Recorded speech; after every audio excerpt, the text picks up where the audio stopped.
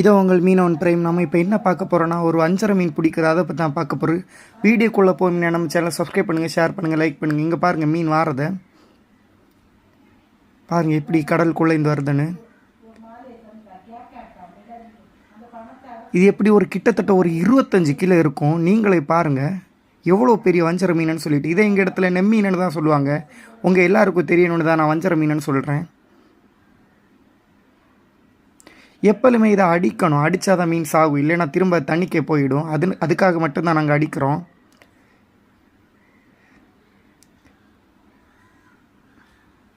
பாருங்கள் எவ்வளோ பெரிய வஞ்சர மீனுன்னு சொல்லிட்டு.